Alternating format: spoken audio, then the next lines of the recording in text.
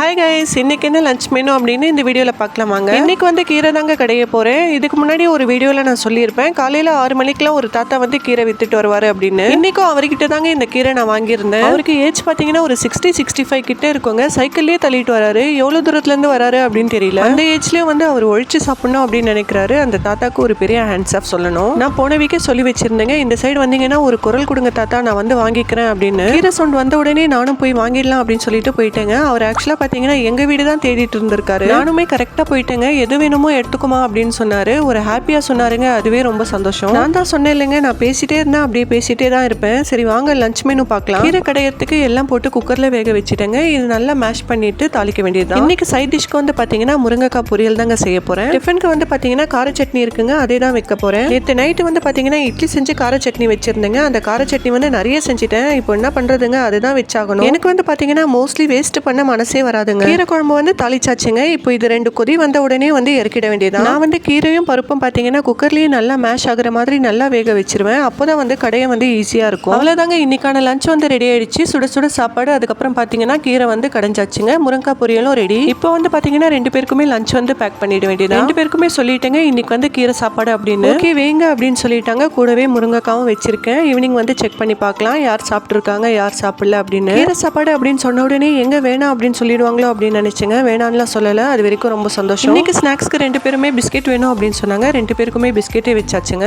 Overall lunch வந்து back பண்ணியாச்சு. இப்போ வந்து 2 பேரும் கிளம்பிட்டாங்க. இந்த மாதிரி சந்தோஷமா கிளம்பும்போது டெய்லி அனுப்பிச்சிருந்தாங்க. ஒரு நாள் லீவ் போட்டா கூட அதுக்கப்புறம் நம்ம பாடு திண்டாட்டம் ஆயிடும். இன்னைக்கு வந்து யோகா கிளாஸ் லீவ் தாங்க. வெட்னஸ்டே அதுக்கப்புறம் ஃப்ரைடே இனிமேல் யோகா கிளாஸ் வந்து இல்லை அப்படின்னு சொல்லிட்டாங்க. அதனால ஸ்நாக்ஸ் எடுத்துட்டு போற வேலை கூட இல்லைங்க. இன்னைக்கு வந்து லஞ்ச் சாப்பிட்டாங்களா இல்லையா அப்படின்னு சொல்லிட்டு செக் பண்ணிடலாம். அஸ்மா வந்து எல்லாமே சாப்பிட்டு இருக்கா. ரயான் வந்து பாத்தீங்கன்னா கொஞ்சமா வச்சிருக்கான், பரவாயில்ல, அவ்வளோ சாப்பிட்டதே போதும். கீரை சாப்பாடு வந்து சாப்பிடுவாங்களோ இல்லையோ அப்படின்னு தாங்க நான் நினைச்சிட்டு இருந்தேன். பரவாயில்ல, இவ்வளோ சாப்பிட்டுட்டே வந்து எனக்கு ஹாப்பி தான். இன்னைக்கு வந்து கிளாஸ் இல்லாததால 2 பேருமே சீக்கிரமாவே வந்துட்டாங்க. ஸ்நாக்ஸ் எல்லாம் சாப்பிட்டுட்டு கொஞ்ச நேரம் ரிலாக்ஸ் ஆயிட்டு அதுக்கப்புறம் ஹோம்ஒர்க் எழுத ஆரம்பிச்சிட்டாங்க. ரயான் வந்து ஃபோன் கேட்டா எழுதுனா தான் ஃபோன் அப்படின்னு சொல்லிட்டு அதனால கோவமா இருக்கான். ஓகே, இந்த வீடியோ உங்களுக்கு பிடிச்சிருக்கோம் அப்படின்னு நினைக்கிறேன். மறக்காம லைக் பண்ணுங்க, சப்ஸ்கிரைப் பண்ணிடுங்க. தேங்க்யூ.